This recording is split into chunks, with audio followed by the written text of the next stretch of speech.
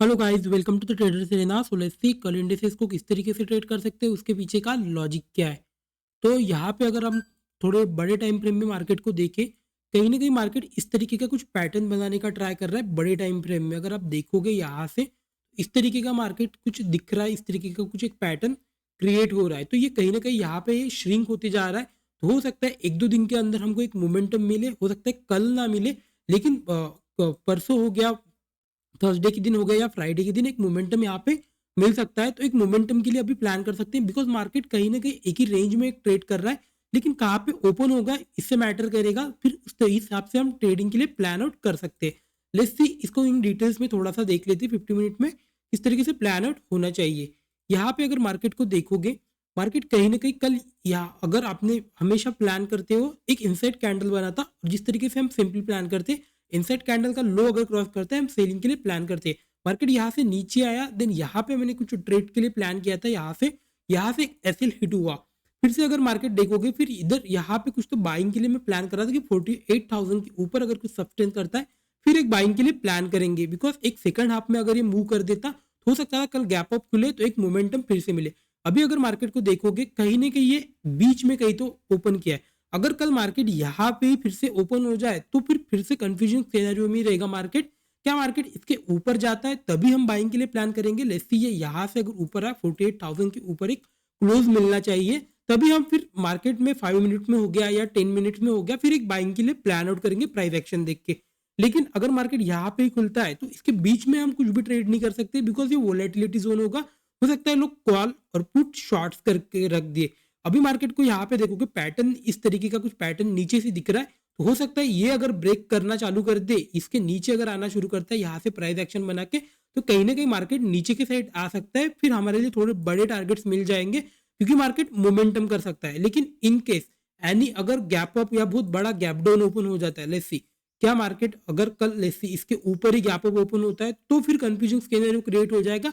क्या मार्केट यहाँ से ऊपर जा रहा है या नीचे आ रहा है, फिर हो सकता है दोनों साइड एसएल हिट हो।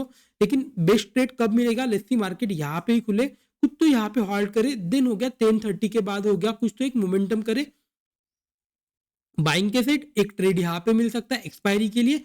यहाँ से कहीं ना कहीं मार्केट मूव कर सकता है। यहाँ से अगर ये सेकंड हाफ में इसके ऊपर भी निकल रहा है तो फिर और रेजिस्टेंस है नहीं, मार्केट मतलब फास्टली ऊपर के साइड जा सकता है।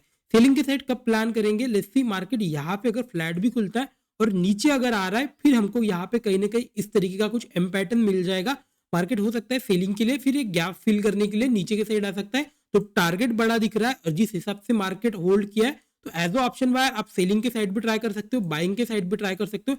लेकिन बाइंग के साइड थोड़ा सा मार्केट यहाँ पे हॉल्ट हो फिर ब्रेकआउट दे, तभी एक अच्छा ट्रेड यहाँ पे दिखेगा। सेलिंग के side market always is fast, तो सेलिंग के साइड अगर आता है तो हो सकता है यहाँ तक टारगेट आ जाए, फिर मार्केट सेकंड हाफ में कुछ मूव करे। लेकिन एक यहाँ तक एक बड़ा टारगेट दिख रहा है, बिकॉज ये लेवल्स अभी मतलब कंटिन्यूसली हिट कर चुके हैं। तो और यहाँ पे मार्केट हो सकता है रुके ना, तो मार्केट नीचे के साइड ट्रेंडिंग में आ सकता है। आई होप ये पॉइंट आपको समझ में आ रहे होंगे। लेट्स सी निफ्टी 50 को देख लेते हैं।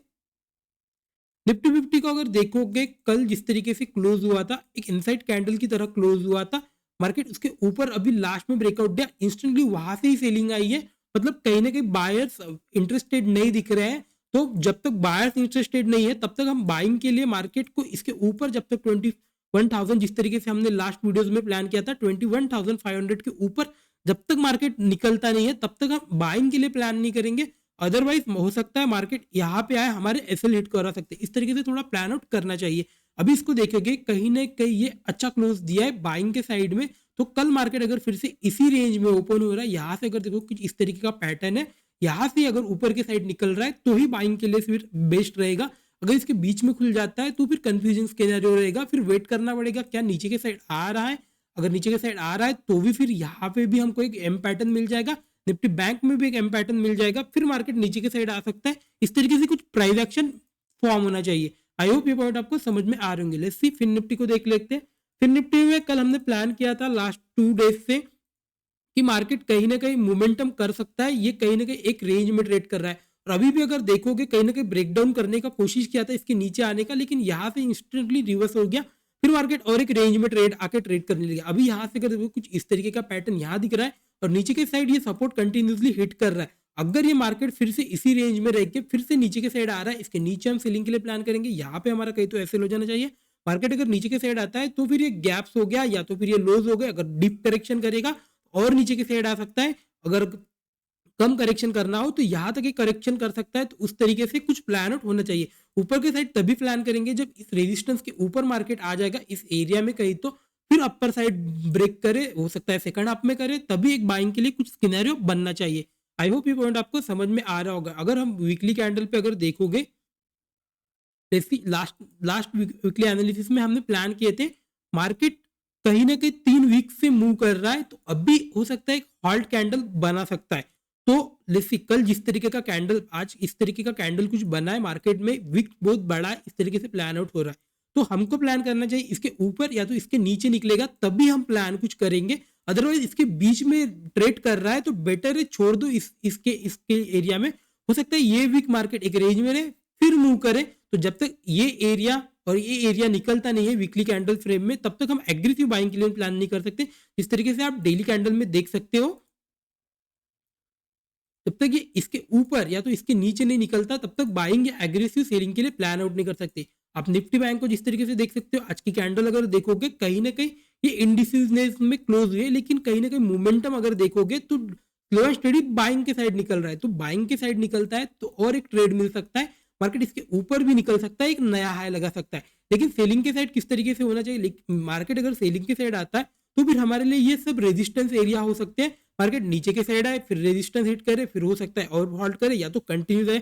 सेलिंग का मार्केट हमको कभी कंफर्म नहीं करता है, हो सकता है यहाँ से एक डीप करेक्शन भी कर ले या बहुत बड़ा नीचे आ जाए। तो यहाँ से हमको सिंपली क्या प्लान करना पड़ेगा, अगर मार्केट नीचे के साइड आता है तो हमको बस प्राइस एक्शन के साथ ट्रेल करते जाना है कि मार्केट नीचे और आ रहा है तभी और बाइंग के लिए प्लान करेंगे, सॉरी सेलिंग के लिए प्लान करेंगे।